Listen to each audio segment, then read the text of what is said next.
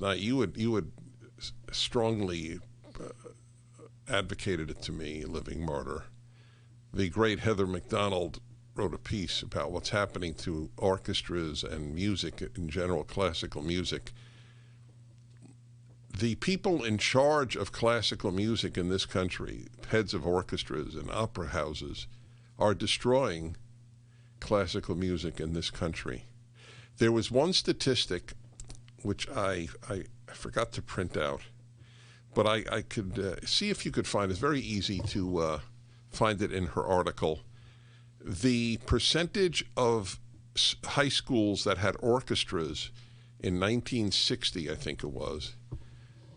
Don't look up the word orchestra because every paragraph has the word.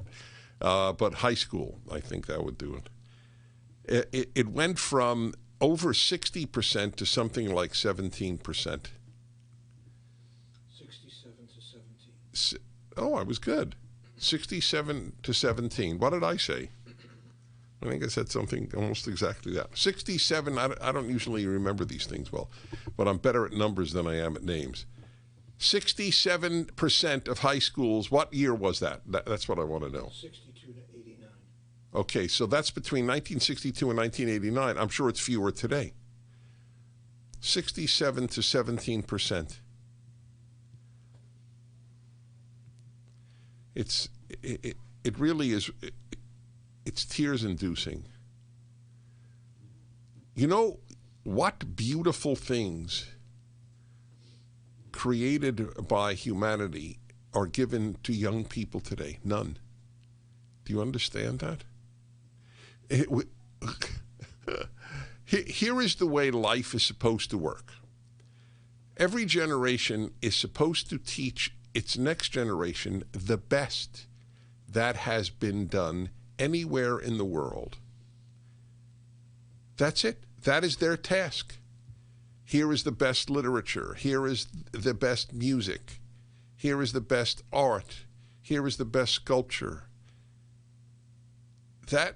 Here is the greatest wisdom. That was what was believed. That's why people studied the ancients, not because they were ancient, but because they have withstood the greatest test of all time. The word timeless was attached to them, timeless wisdom.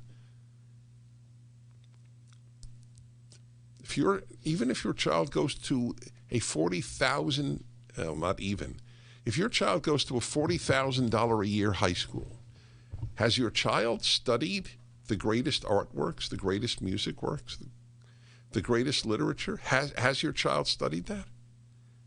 Do you understand what the reduction of the production of these things to race is about? Aside from being the purest form of racism, it is the end of beauty. It is the end of excellence, the end of depth.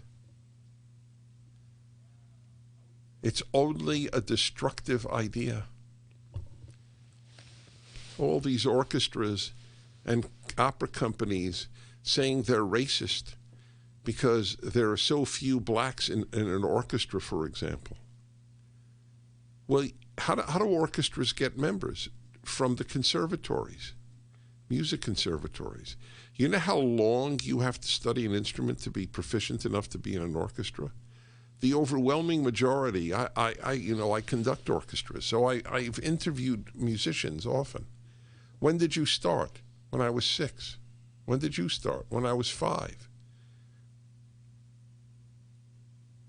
It's theoretically possible to start violin at 15 and be good enough to be in an orchestra. It almost never happens. Are black kids studying violin at 5? And is the reason they're not because of racism? Who's preventing black kids from studying violin? The answer is it's not being given to them by most of their parents. That's it. This is not complex. Asian kids are getting it. A generation and two ago, orchestras were disproportionately composed of Jews. Now they're disproportionately composed of Asians. Why? Jews were not persecuted? But it was a very important thing. It's not, by the way, it shows the decline in Jewish life.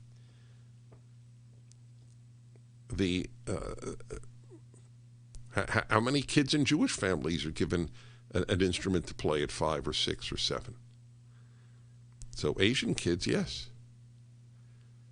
You know who's going to save classical music? Just like Western civilization may be saved by Eastern Europe, Christianity may be saved by Africa, and classical music may be saved by Asia. The Chinese, the Koreans, and the Japanese, they produce so many spectacular musicians and so many listeners, which is the most important. The idea that the New York Philharmonic is racist, well, it is racist. It's become racist. That's the irony, because it now thinks in terms of race. But that it was the reason there are so few blacks in the New York Philharmonic is not because of racism. Anthony Tomasini of the New York Times has actually advocated, he's the chief music critic, that they stop blind auditions. Blind auditions were started in order not to be racist. To give you an idea how truly sick, I can't think of a more accurate word, the left is. They want to undo blind auditions. Blind auditions mean you play behind a curtain. They don't know your race. They don't know your sex. They don't know if they know you. Whether you're a friend. All they know is the sounds of your instrument. And the left is against that.